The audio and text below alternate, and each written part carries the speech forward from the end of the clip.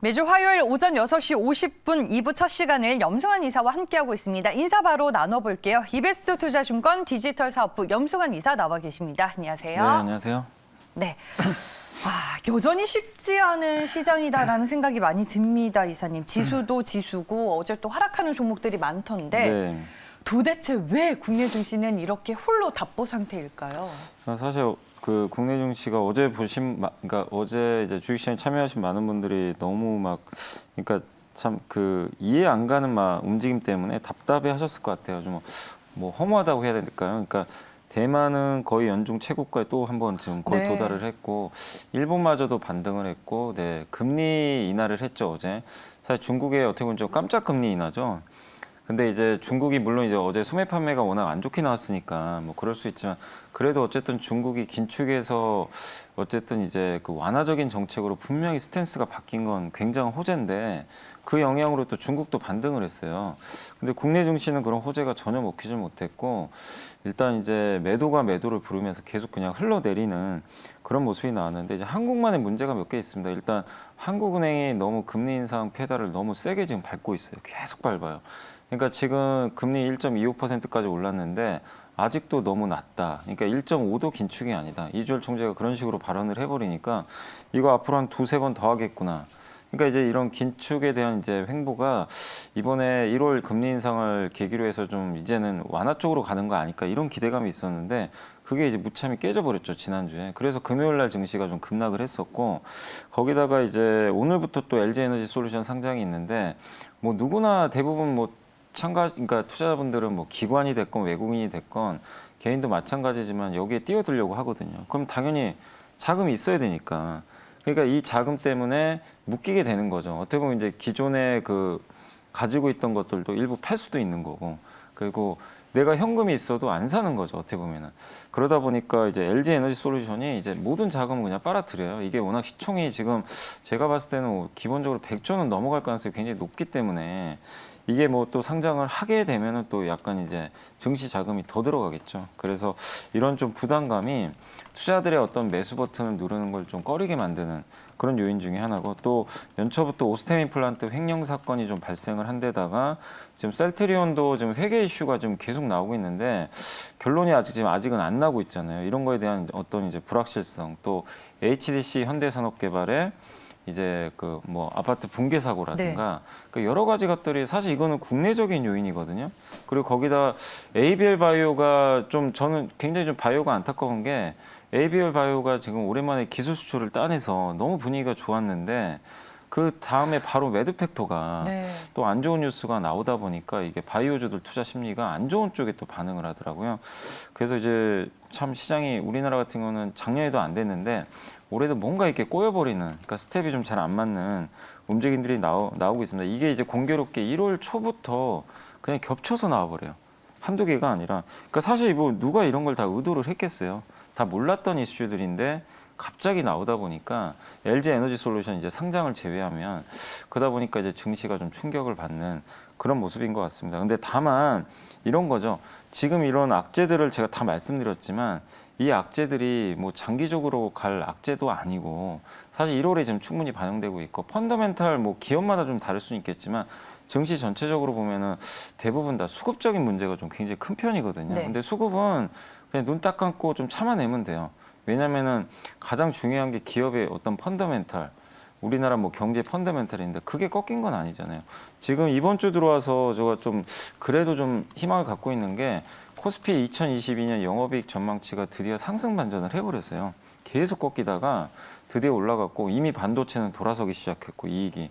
그렇다면 이익은 증가하는데 주가는 지금 꺾이고 있단 말이에요. 그럼 오히려 이거는 좋은 기회인데, 워낙 이제 이런 이슈들이 이 시장을 장악하다 보니까 증시가 그런 이제 좋은 점을 그냥 무시하는 거죠. 무시하고 지금 단기적인 수급에 의해서 흘러내리는 상황인데, 뭐 저도 좀 오랜 경험이 있었지만 이런 경우는 수급 상황이 좀 악화되는 게 시간이 지나서 그러니까 해결이 되면 대부분 다 회복이 됐기 때문에 지금은 조금 뭐 너무 답답할 수밖에 없지만 좀 버티는 구간이 아닐까라고 좀 예상은 하고 있습니다. 네, 말씀해 주셨다시피 지금의 악재들 또한 지나가겠지만 어제 같은 장은 정말 네. 뭐 MTS가 됐든 HTS가 됐든 열기가 싫더라고요. 네, 맞습니다. 그 정도로 좀 많은 투자자분들이 힘들어하고 어려워하고 있는 시장이 아닐까 싶은데 여러 가지 이제 요인들에 대해서 말씀해 주셨지만 최근에 시청자분들과 투자자분들이 정말 가장 많이 관심을 가지고 있는 게 바로 이 LG에너지 솔루션이 아닐까 싶습니다. 오늘부터 이제 일반 청약이 시작이 되는 걸로 알고 있는데 흥행 기대감이 큰 상황에서 만약에 청약을 준비하고 계신 분들 혹은 아니면 LG에너지 솔루션 청약을 보고 관련주들 위주로 매매를 하신 분들은 좀 이번 청약 일정과 상장 일정을 앞두고 어떻게 전략을 짜면 좋을까요? 일단 이제 오늘하고 내일 많은 분들이 이제 아마 청약은 거의 다 하실 것 같아요. 네. 뭐 아마 대부분 많이 다 하실 것 같긴 한데 어느 증권사를 내가 선택하냐 뭐 아마 눈치 싸움은 좀 있을 것 같습니다. 그래서 뭐 그거는 신문 기사에도 뭐 여러 번 나온 것처럼 뭐 이렇게 한 6개인가 7개 지금 주관사가 있잖아요. 거기서 이제 경쟁률 체크하셔서 하시면 좋을 것 같고 일단은 지금 예상으로는 균등 배정 절반하고 그다음에 비례 배정이 있기 때문에 이제 비례 배정은 돈이 많이 넣으면 넣을수록 가져가는 거고 대부분 균등 배정 쪽으로 많이 가실 것 같은데 그런 경우 이제 각 증권사 이제 계좌가 여러 개 있으셔도 하나의 증권사만 반드시 선택을 하셔야 됩니다. 이게 복수로 청약은 못하기 때문에 그걸 좀 유의하시면 좋겠고 그리고 뭐 경쟁률에 따라 달라질 수는 있어요. 그렇지만 2주 정도는 배정받지 않을까 하는 좀 그런 예상들이 나오고 있으니까 일단은 한번 경쟁률 보시고 대응하시면 될 것 같고 그리고 아마 이제 다음 주에 1월 27일 날 상장을 하게 될 텐데 지금 이번에 시가총액이 70조 원 정도에 지금 이제 결정이 됐잖아요. 공모가 기준으로. 근데 70조면 너무 싼 거죠, 사실은. 뭐 CATL이 240조인 걸 감안했을 때 저는 사실은 절반은 가야 된다고 생각하거든요. 그렇게 되면은 저는 최대 120조까지도 찍을 수 있다고 보고 있어요. 근데 이게 그러니까 출발하고 나서는 또 변수가 있는 게 이게 수급 이슈가 있는 게 뭐냐면은 유통 물량이 너무 적어요. 7%밖에 안 돼요. 그러니까 지금 당장 전체 주식 중에 우리 사주랑 LG에너지 솔루션, 그러니까 LG화학이 갖고 있는 지분이 무려 85%나 되니까. 그리고 개인들 공모주 청약한 게 뭐 4.5%고, 그 다음에 나머지 10%가 이제 외국인하고 기관에 배정이 되는데, 그 중에 또 많은 물량이 보호예수가 걸려요. 왜냐면 물량을 많이 받고 싶기 때문에. 그러면 나올 수 있는 물량이 겨우 7%밖에 지금 안 된다고 합니다. 그러면 순식간에 오버스틱 나오면은 150조 가버릴 수도 있는 거예요. 이건 진짜 모르는 일입니다. 그러니까 그런 좀 수급이 너무 지금 가볍기 때문에 어디로 튈지 모르지만 분명한 건 지금 거의 역대급 흥행 가능성이 높기 때문에 위로 급등하는 거는 좀 불가피하지 않을까 저는 그렇게 예상을 하고 있고 근데 그렇게 본다라면은 다른 2차 전지 관련 기업들한테도 좋을 수밖에 없죠. 그러니까 뭐 SK 이노베이션이나 삼성 SDI가 그러면 상대적으로 되게 싸 보이거든요. 그러니까 만약에 120조, 150조 가는데 삼성 SDI 40조, 그다음에 SK 이노베이션이 25조 원대니까 이건 뭐 너무 격차가 벌어져 버리는 거죠. 그럼 이들 기업도 그냥 같이 따라서 올라가 버릴 수도 있어요. 그래서 그런 부분도 있고 또 LG화학은 물론 상장하고 나면 당연히 지주사를 팔아버리고 원래 보통 사업회사 사니까 초기엔 좀 빠져버릴 수도 있어요. 항상 이게 반복되는데 근데 결국엔 다른 거랑 좀 다른 게 LG화학이 LG에너지솔루션 지분을 무려 82%나 갖고 있기 때문에 결국엔 쫓아가 버립니다. 나중에는. 그래서 LG화학도 결국엔 좀 쫓아가는 나중에 흐름이 나올 수 있기 때문에 전반적으로 배터리 3사 주가에는 저는 좀 굉장히 긍정적으로 작용하지 않을까 이렇게 좀 말씀을 드리고 싶습니다. 네, 알겠습니다. 1월의 빅 이벤트 LG에너지 솔루션의 청약과 더불어 상장에 대한 전략을 저희가 또 얘기를 들어봤습니다. 그리고 최근 시장에서 뭐 LG노텍과 삼성전기가 테슬라 카메라 모듈 수주전에서 각축전이 예상이 된다. 뭐 이런 기사들이 좀 많이 나오고 있더라고요. 전장 쪽에서는 주가만 놓고 봤을 때는 LG 이노텍이 확실히 좀 대장주다라는 생각이 들기는 하는데 각 두 기업의 매력도를 분석해 보면 어떤가요, 이사님? 사실은 이제 비슷하면서도 좀 달라요. 그러니까 하는 게 겹치는 게 많아요. 사실 뭐 기판도 겹치죠, 카메라도 겹치는데 근데 이제 LG 이노텍은 주로 애플 쪽이죠. 거의 애플하고 이제 LG그룹 쪽이고. 삼성전기는 말 그대로 삼성그룹 쪽하고, 그러니까 삼성전자 쪽하고 중국 쪽이 많아요. 그래서 약간은 이제 매출처가 좀 다르다라고 좀 보시면 되겠고, 어쨌든 LG이노텍은 이제 주가 강한 이유 중에 하나가 메타버스가 붙어버렸죠. 자율주행하고. 그래서 이노텍은 카메라를 하는데 또 전장 부품도 같이 하거든요. LG전자랑 같이. 그러다 보니까 이제 애플카 이슈가 나올 때마다 계속 부상을 하고 있고 또 XR 기기. 다만 어제 급락한 거는 애플이 XR 기기 출시를 내년으로 연기할 거라는 그런 얘기가 나오다 보니까 실망 매물이 나와가지고 어제는 좀 많이 하락을 했습니다. 근데 뭐 그게 연기된 거지 출시를 안 하는 건 아니기 때문에 크게 뭐 악재라고 볼 수는 없을 것 같고요.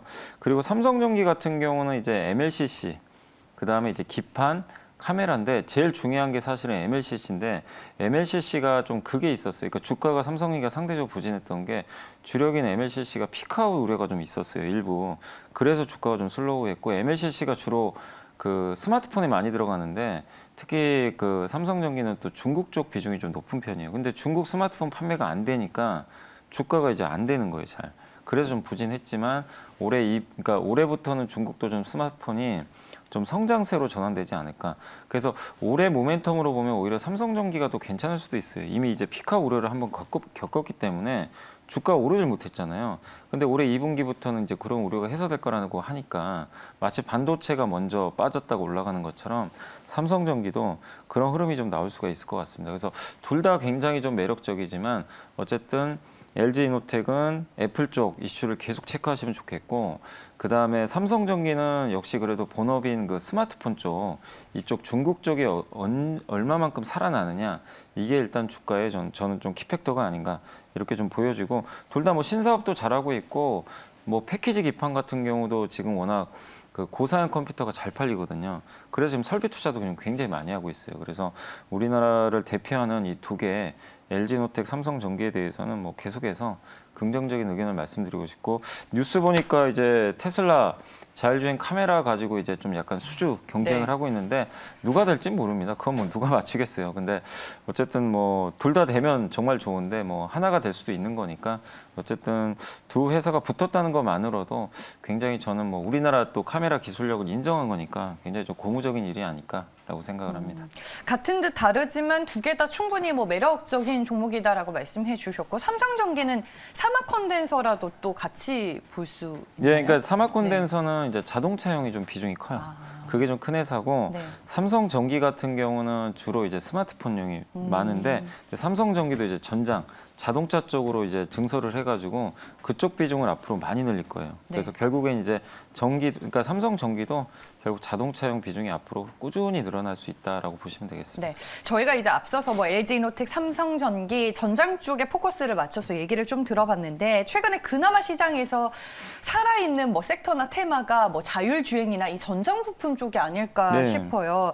여기에서 여미사님은 최근에 좀 어떤 투자 아이디어를 찾으셨을까요? 그러니까 사실은 네. 이게 그러니까 작년부터도 공부를 저도 많이 했던 건데, 네. 이게 언젠가 올 텐데 분명히 오는데 작년에 안 오더라고요. 그러니까 저도 타이밍을 알 수가 없어요. 그래서 작년에 저는 카메라 관련주를 되게 좀 좋게 봤었어요. 근데 맞아요. 네. 그 상반기에 좋다고 근데 하반기에 부러져 버리더라고요. 그 이유가 뭐냐면 아직 자율주행 시장은 안 컸는데 이 본업은 대부분 스마트폰이잖아요. 근데 이제 중국 스마트폰이 꺾여 버리니까 주가들이 다 부러져 버렸어요. 상반기 좋던 주가가. 근데 그때 또 공부 열심히 하셔가지고 모으셨던 분들은 연초에 정말 기분 좋으실 거예요.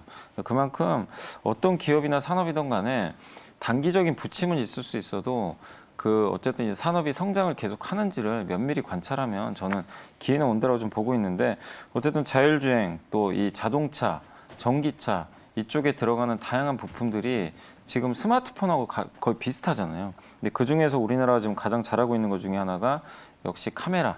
그래서 카메라 관련주들 계속 좀 공부를 해보시면 좀 좋을 것 같고, 그 중에 이제 카메라도 워낙 좀 다양하긴 하지만 그 회사 매출 비중 중에서 자동차용 비중이 높은 기업들도 일부 있으니까 한번 고민을 좀 해보시면 좀 좋을 것 같고, 그 다음에 이제 뭐 전기차 관련해 가지고도 지금 이제 미국과 이번에 보니까 LG 에너지 솔루션이 뭐 혼다랑 또 합작 공장 짓는다는 얘기도 일부 나왔던 것 같은데, 이제 미국 시장이 제대로 열리기 시작하고, 거기다가 지금 현대차도 사실 시간이 별로 없어요. 어쨌든 미국에 공장을 증설을 해야 되지 않을까, 전기차 전용 공장.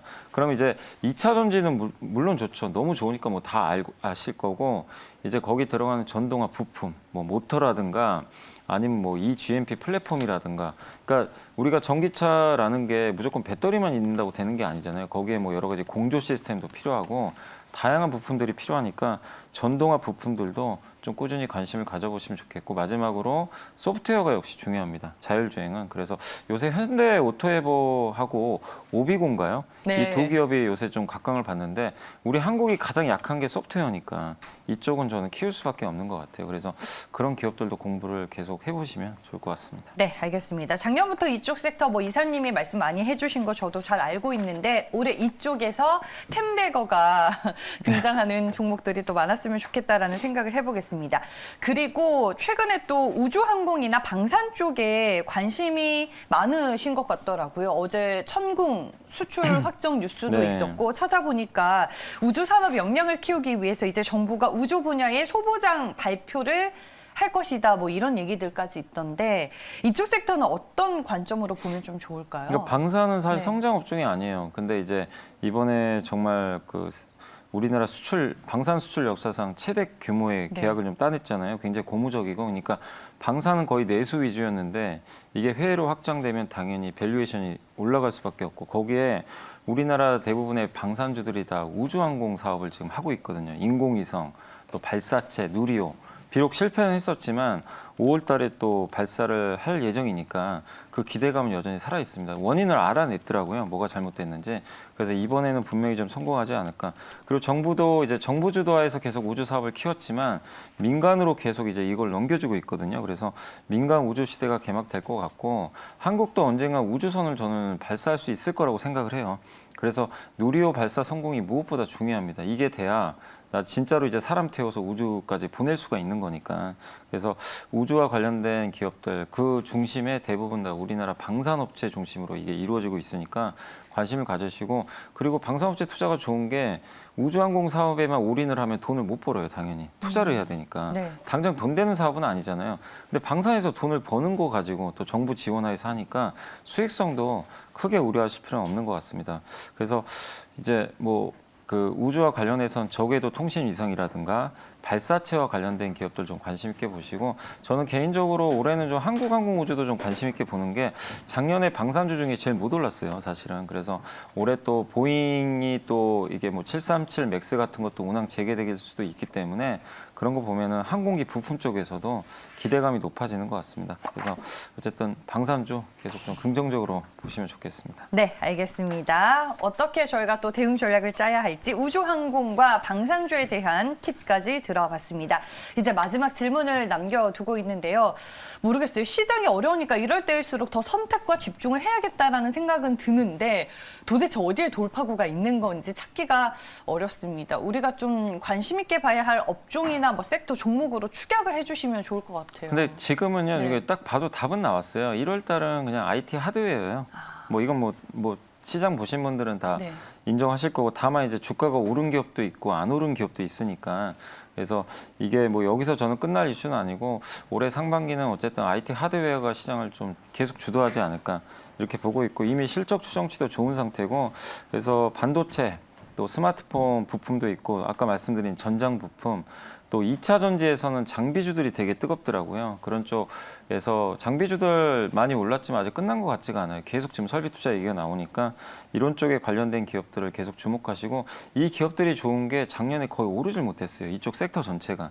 그래서 올해 좀 부담도 그렇게 크지 않기 때문에 관심을 가져보시고, 저는 좀 관심 종목으로는 아까 이제 잠깐 언급이 됐지만 삼성전기 여전히 주가 많이 네. 못 올랐기 때문에 부담이 전혀 없어 보이고, 그 다음에 이제 반도체 쪽에서는 후공정 장비 회사가 있습니다. 요새 후공정 이쪽 그 관련해서 비즈니스가 커지니까 이오테크닉스라는 이제 레이저 열 처리 장비하는 회사인데, 이 기업에 대해서 한번 좀 관심을 가져보시면 좋겠고, 둘 다 주가가 그렇게 좀 많이 오른 편은 아니니까 좀 부담 없이 접근을 해도 될 것 같습니다. 네, 알겠습니다. IT 하드웨어 쪽에서 시장의 돌파구를 찾아보자라고 말씀해 주셨고요. 눈여겨볼 만한 종목은 삼성전기와 이오테크닉스였습니다. 네, 이렇게 해서 염승환 이사님과 함께하는 담대한 예측은 여기까지고요. 이사님 보내드리겠습니다. 지금까지 이베스트 투자증권 디지털 사업부의 염승환 이사였습니다. 고맙습니다.